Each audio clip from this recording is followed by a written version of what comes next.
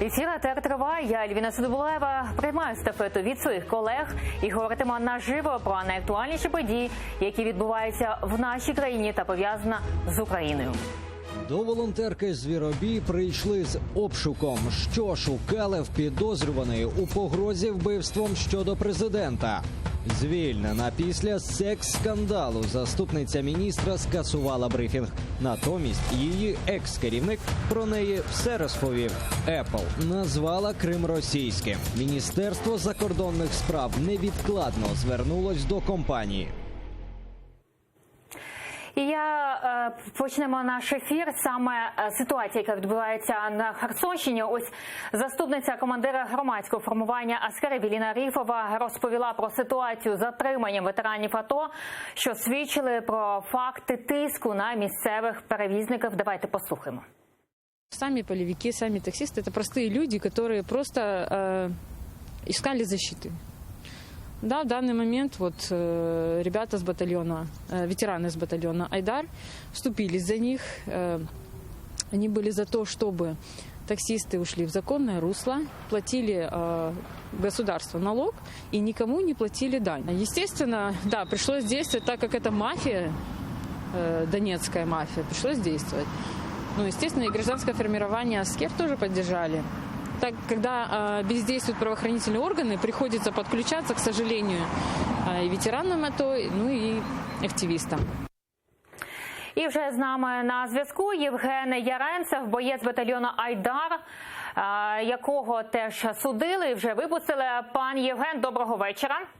Доброго вечора. Пан Євген, розкажіть, що сталося на Херсонщині, чому саме затримали та скільки зараз затриманих є, як відбувається ситуація на Херсонщині? На данный момент проходит суд, и уже 3 человек из 5 задержанных освободили в зале суда, поскольку у полиции нет, как выяснилось, ни малейшего повода держать в помещении нас.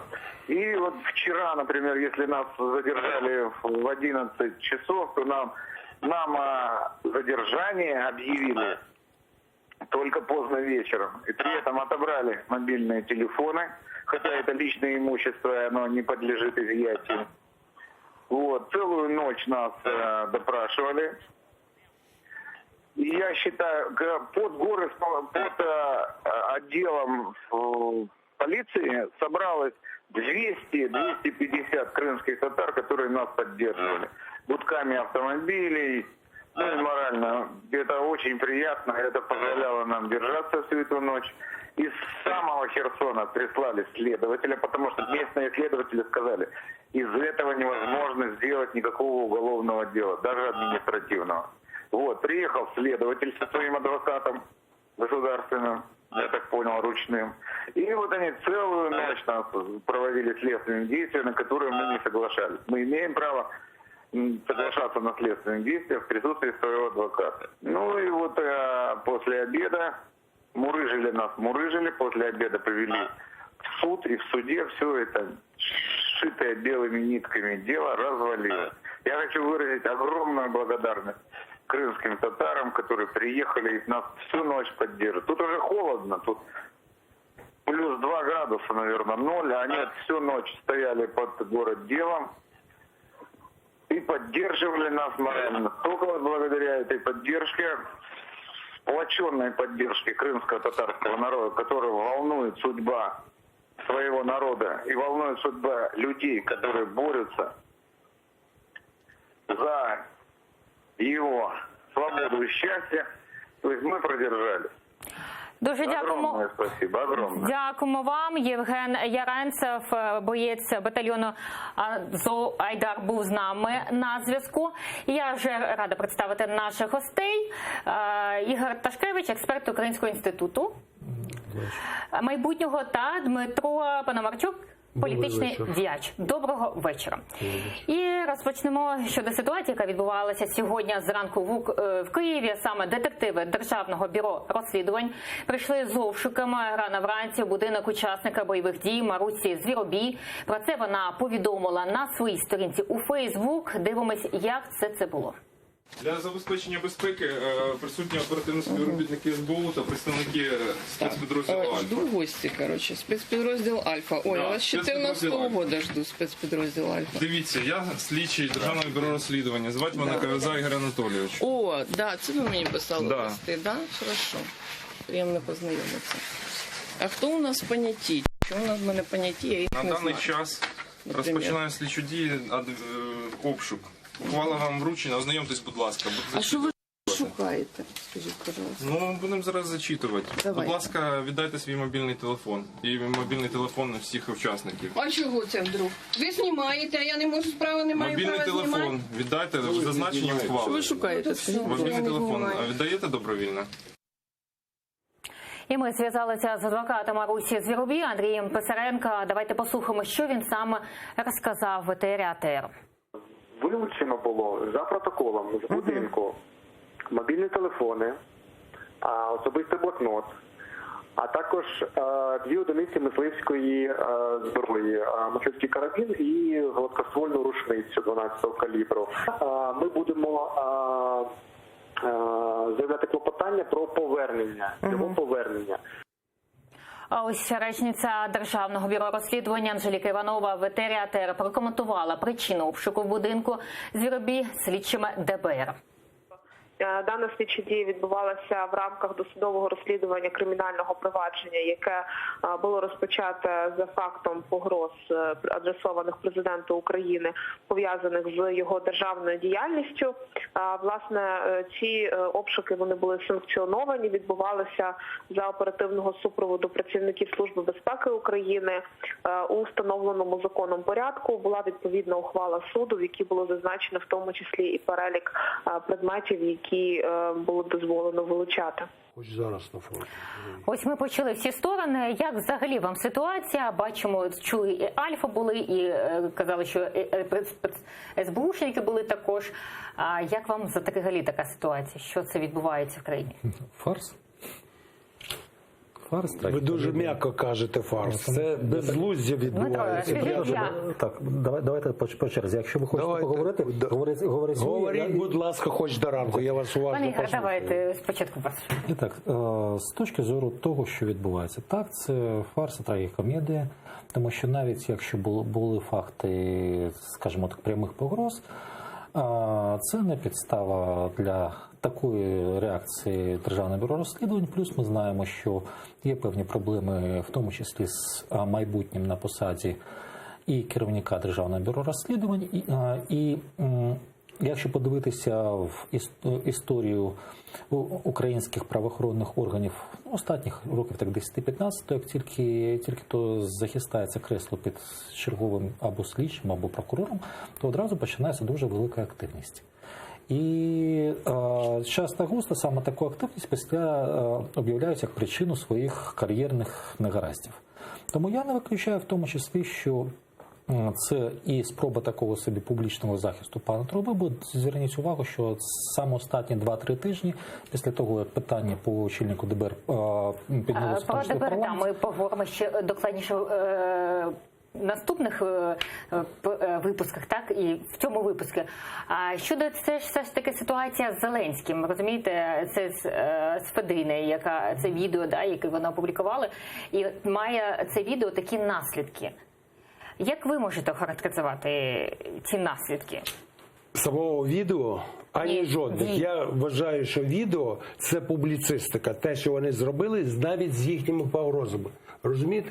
Якщо вони захищають Україну, а я так насамперед сприймаю, то все далі це вже публіцистика. Погрози Верховному Головнокомандувачу – це все притягнуто за вуха.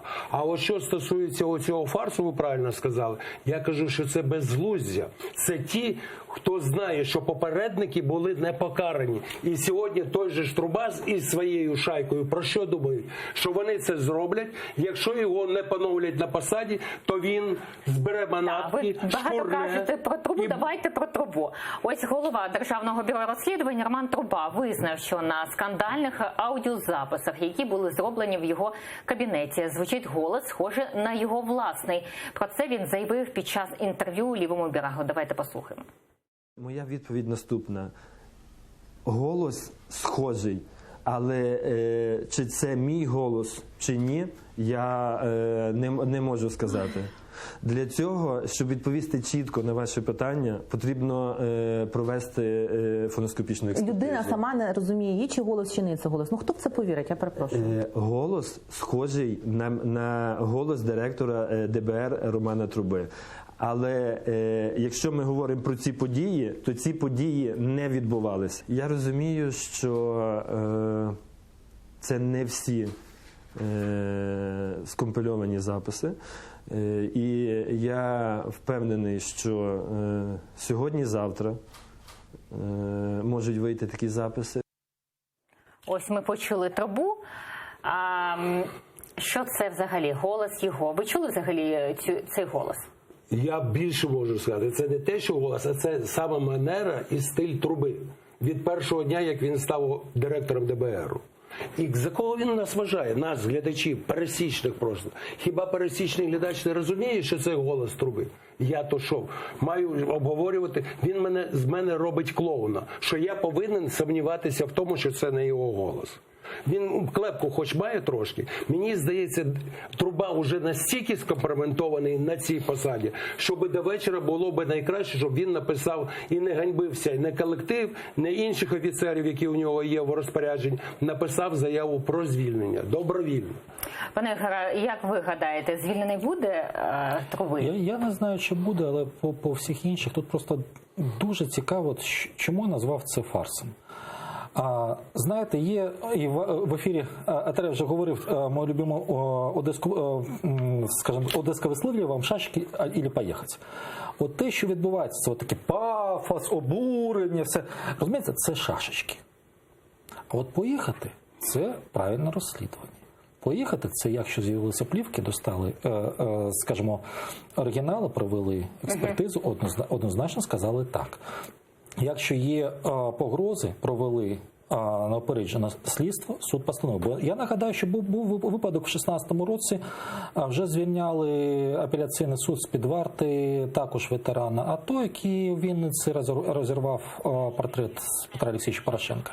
Суд першої інстанції, скажімо, присудив до 4,5 років. Суд через деякий час, там, на превеликий жаль, більш ніж рік пройшов, але його звільнили з-під варти. Що таке держава? Держава – це інституція. Держава – це не пафос. Держава – це не гучне гасло. Держава – це просто буденна робота. Ми не задумуємося, що є в крані вода, просто відкриваємо, набираємо. І те ж саме має бути з ДБРом, з судами, з усім іншим. Тому і в питанні начебто погроз, і в питанні Труби має працювати державний механізм. Бо якщо ми знову будемо заходити на черговий, скажімо так, віток пафосу, то, перепрошую, будемо топтатися на місці. Ну, щодо пафосу, ось міністр інфраструктури прокоментував рішення про звільнення своєї заступниці Клітіної. Далі пряма мова Владислава Криклія. Пані Клітіна, коли повернулася з відрядження, зайшла, опустила голову і каже, я б хотіла обманювати, але не буду. Дійсно, це моя переписка, я підтвердила це все. Я кажу, слухай, такі речі, з якими просто демонструється некомандна робота, абсолютно повна зневіра. І не хочу занурюватися далі, бо насправді було дуже багато внутрішніх конфліктів постійно з командою. І не тільки з тими людьми, яких вона згадувала, тому що це вже якась особиста в неї вендета, там, як до Галущака, так і до Кравцова. Це хай сама цим вирішує, займається. Але в колективі, на жаль, теж була нездорова атмосфера. А ось екс-заступниця міністра Олександра Клітіна причин для звільнення не бачить. Давайте послухаємо і її теж. На жаль, брифінгу не буде. Я дуже захворіла. Все це публічне цькування нелегко пережити. Причин для мого звільнення немає. Скандал, листування – це всього лише привід мене прибрати з посади. Навіть якщо припустити, міністр мене звільнив, бо Джокер написав, що я хочу на його місце. Якщо міністр вважає це листування правдою, то чому Галущак і Кравцов іще не звільнені? Бо, як сказав міністр, Галущак – хороший апаратчик. Ігоре, як ви гадаєте, чому стався такий конфлікт між міністром і заступницею? Що вони не поділили? Я не знаю, що вони не поділили внутрі, скажімо так, самого відомства, але тут може бути дуже велика кількість причин. А питання в іншому. Питання в тому, що зараз іде дуже цікавий процес. Це процес, скажімо так, активізація конфліктів внутрі владної команди. Тому що якщо владна команда зібрана з різних груп впливу, з різних груп, скажімо так, по інтересах, якщо можна так сказати, рано чи пізно вони мають або розбігатися, або формувати єдиний, політичний організм, можна сказати. Любий такий політичний організм – це відторгнення певних частин. І звісно, що буде відторгнення і корисних, і некорисних частин. І от сам цей процес, він дуже-дуже цікавий, тому що він дозволяє просто з точки зору такого спостерігача подивитися на те, як поводять себе саме різні групи внутрі цієї партії. І звісно, якщо процес почався, то в тому числі і автори телеграм-каналів, вони будуть лише тільки підливати масло в вогонь. Чому? Тому що це їх популярність, це їх гроші. Ви як гадаєте, Дмитро, що сталося в одній команді, в одному міністерстві? З Клітіною? Ну, звичайно. Я думаю, Чи вона думаєте, одна виглядає переписка так вплинула набагато на... симпатичніше, ніж Труба. Її звільнили, вона встала і пішла. А Трубу ще буде проблема звільнити. Бо зрештою, я вам скажу, оці птахи з гнізда Порошенка, що Райнін в Харкові, що Труба його креатура, це велика проблема, що залишив був Порошенко для України. Зрозуміло. Дмитро, все ж таки, що сталося між міністром і заступниці? Чи через одну таку переписку? Мабуть, дуже симпатичні, не сподобалися один одному. Я як лише бачу, я ж їх особисто не знаю, я лише бачу у вас фотографії. Я думаю, що між такими красивими людьми могло статися? Ну, як я можу розібратися? Був би я психіатром, мабуть, був би трошки грамотніший в цих питаннях. Я думаю, просто не сподобалися одним одному. Там, мабуть, претендує, хоче стати міністром. А хто не хоче стати міністром, запитайте. У будь-якого заступника. За це не звільняють. Якщо заступник міністра хоче стати міністром, дай Бог йому здоров'я, вперед. Журналісти мають допомагати от таким здоровому кар'єризму. А якщо вони звільняють за його листування, ну так чому вас вчили тоді? Ну і добре, вони не вчилися в Трускавці. Ми знаємо, хто вчився в Трускавці, вони всі сидять у нас як на долоні у Верховній Раді. А тут і інші проблеми. Це, хто ви сказали, поназбирали з різних політичних чи груп впливу. А для мене це поназбирали по різних підворотнях. Кривого Рогу, Печерська, десь іще. Ви розумієте? І це називається, що вони прийшли на посади заступників міністрів. Все, що ви кажете, впливає на рейтинг президента? Обов'язково. Він уже набагато втратив. Ми ж уже жили. Ось давайте і зараз подивимося. Київський міжнародний інститут соціології провів опитування, як українці ставляться до президента. Дивимось результати.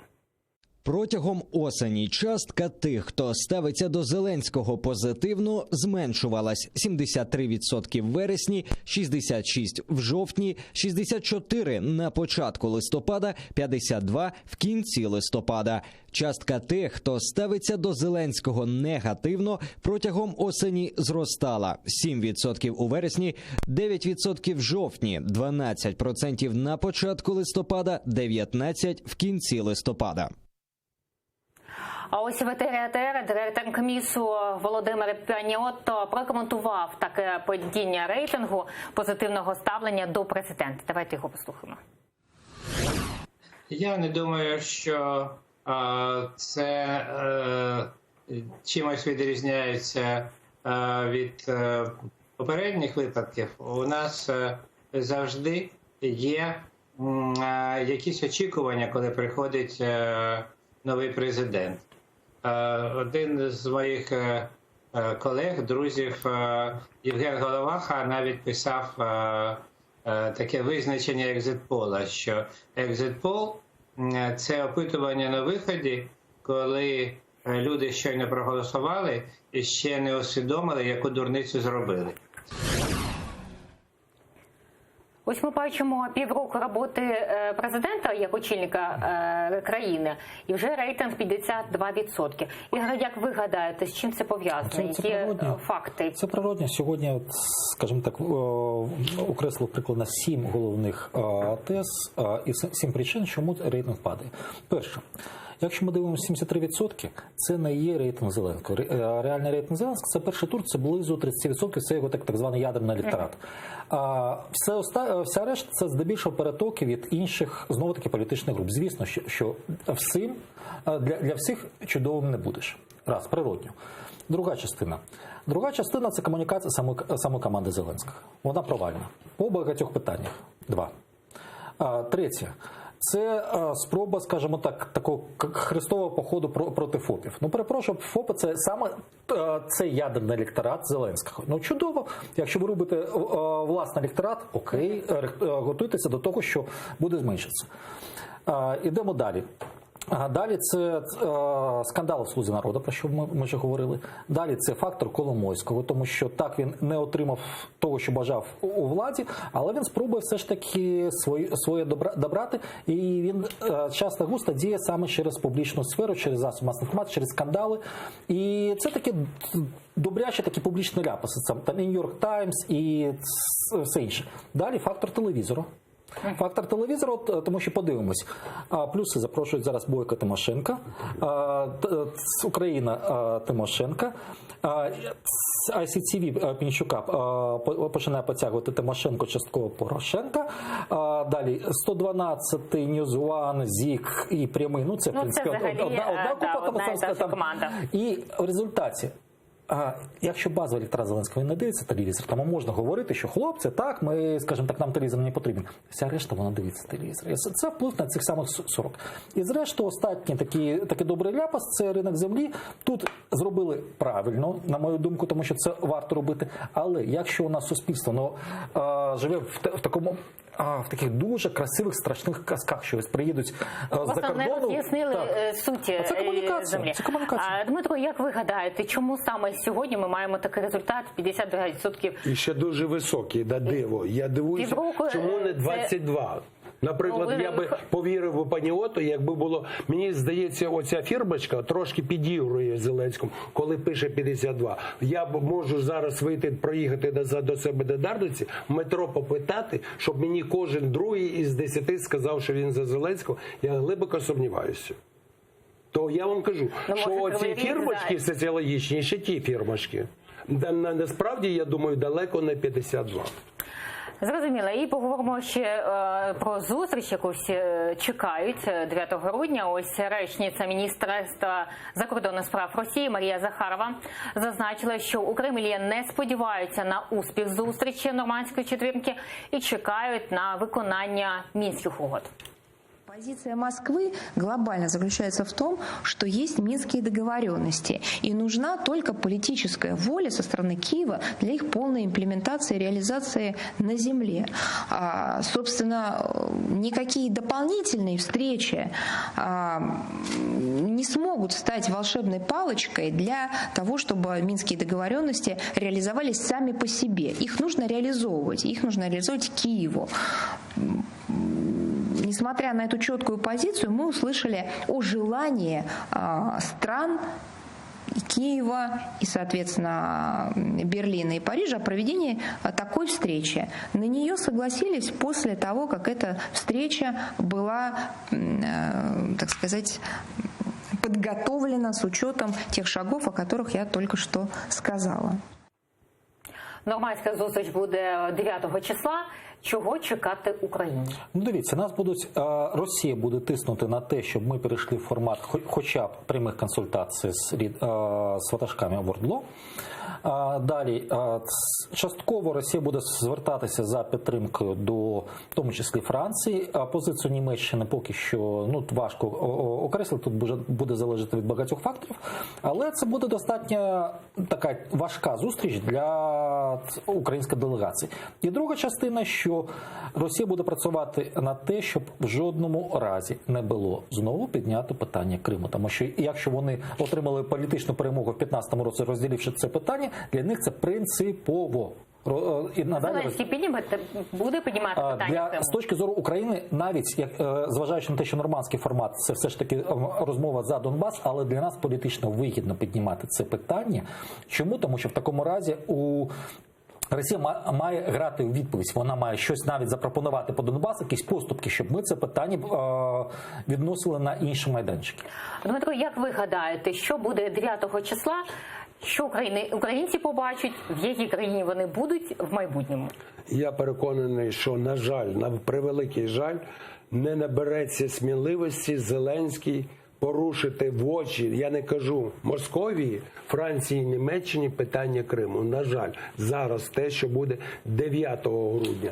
І в цьому є велика Проблема саме для Зеленського як політичного діяча майбутнього. Якщо він не піднімає питання Криму, на Зеленському можна ставити нам і громадянам України, я вже не кажу про кримських татар, ну, як теж громадян України, про політичне майбутнє Зеленського.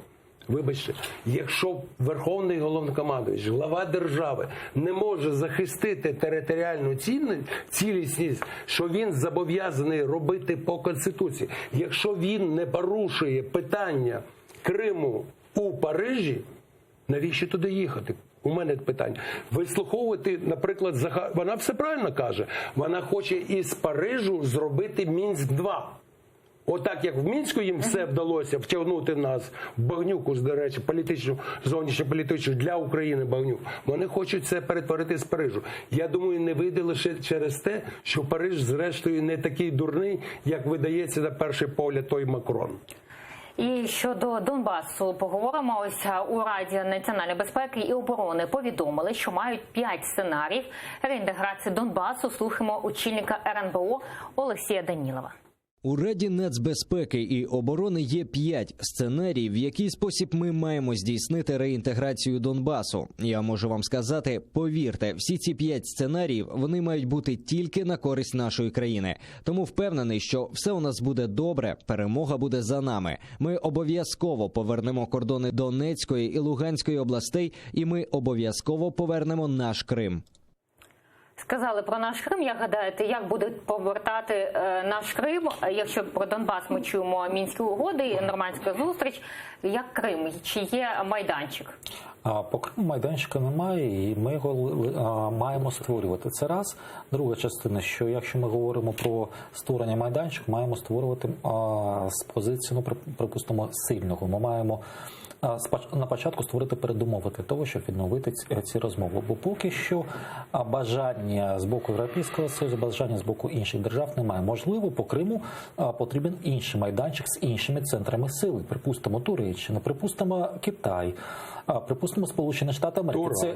Це ці держави, які залежать від морських шляхів сполучень. І для них саме півострів Крим може бути цікавим просто як прецедент, тому що це все ж таки насамперед порти. Як ви гадаєте, Дмитро, як можна повернути Крим? Молодий секретар РНБО взагалі-то правильно сказав. Єдине зауваження, все, що він сказав, треба цю піраміду перегорнути, поставити з голови на ноги. Мається на увазі, першим пунктом буде повернення Криму, а далі і реінтеграція Донбасу. Бо ніколи не буде реінтегрований Донбас в Україну і відбитий від агресора, якщо не буде повернутий Крим. А з його формули звучить начебто так. Ми повернемо Донбас, а Крим десь потім, п'ятим пунктом. Але знаєте, що попередня влада і сьогоднішня влада ставить в першу чергу Донбас, а Крим залишається за дужками. Тому чому попередня саме так? влада відійшла в історію. І слава Богу, що канула так легко, без майданів і революцій. Ціна попередній владі. А ви думаєте, чому де набирає Зеленський 73%? Тому що така попередня влада була. Розумієте? Що навіть ніхто не став на захист попередньої влади. І вашу думку, що спочатку? Дивіться, внутрішньополітичний фактор. Донбас болить. Тому що на Донбасі стріляють, на Донбасі гинуть люди. Раз.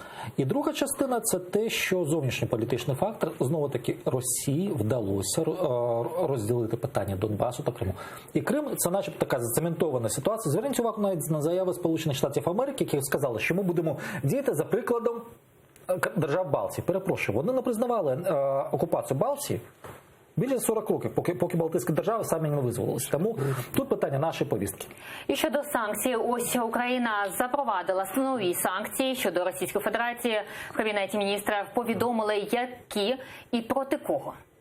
Санкції запроваджуються до юридичних осіб, що забезпечують незаконну діяльність окупаційної адміністрації Російської Федерації та юридичних осіб, які залучені до проведення незаконних пошукових робіт на об'єктах археологічної спадщини, знищення, руйнування або пошкодження об'єктів культурної спадщини. Це 39 юридичних осіб, зареєстрованих на території Російської Федерації, та 22 юридичні особи, зареєстровані на території Автономної Республіки Крим та місті Севастополь за російським законодавством.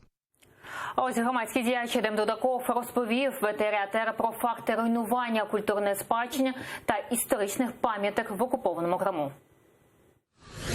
Недавно нашли скифское золото времен Византии, золотые монеты. Нормальная такая знахідка. Да.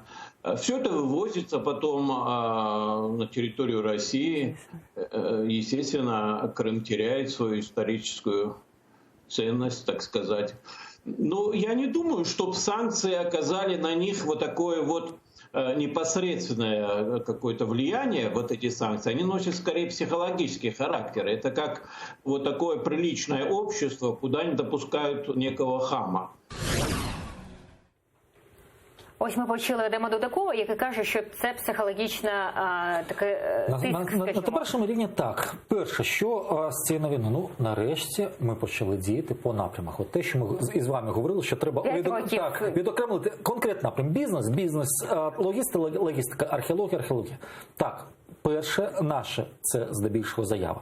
Але є археологічна спільнота, історична спільнота. Наступне питання – це вже наш МЗС, наші інші органи на рівні ЮНЕСКО, на рівні, скажімо так, тематичних міждержавних структур. Вони говорять про те, що хлопці, а оце історичні пірати, археологічні пірати, вони крадії. З ними контактувати не варто. Тут не питання бізнесу, тому що такі структури вони мають фінансування з бюджету. Тут питання виходу на зовнішні ринки, виходу, в тому числі на співробітництво наукове і інше. А для науковців це боляче. Це насправді дуже боляче. Пане Дмитро, як ви гадаєте, чому ці санкції не відчувають на себе ті, хто руйнують саме історичний факт? Я думаю, відчують, ви правильно сказали, коли світова наукова спільнота буде знати, що в даному випадку Московія діє як грабіжники в Криму. Це не їхня спадщина. Це раз. А по-друге, лише світове блокування по всіх лініях культурних, гуманітарних, будь-яких відносин. Взагалі-то краще було би, наприклад, коли ще в 2014-2015 році, після Криму, загарбання Криму, світова система SWIFT взяла би їх, відключила від себе. Оце було би радикально. Я думаю, світ коли-небудь дозріє до цього, що зробили так, невчасно. Колись зроблять, я думаю, по всіх лініях ніяких запрошень, ні на які міжнародні симпозіуми. Я думаю, тут вчені трошки будуть грамотніші. Вони не будуть так виступати на телебаченні, а просто собі мовчки не запрошувати на симпозіуми, обмежити всі відносини через ЮНЕСКО. Особливо по всіх лініях культурних і гуманітарних з тими, хто краде, хто збиткується, знущається. Як гадаєте, ЮНЕСКО буде впливати?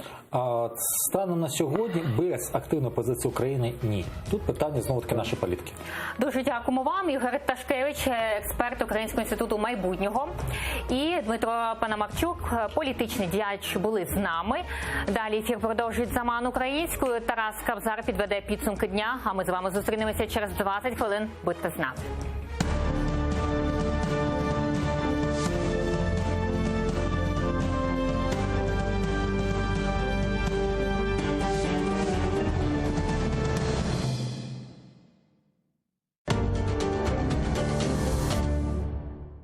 П'ятьох незаконно ув'язнених кримських татар етапували до Російської Федерації.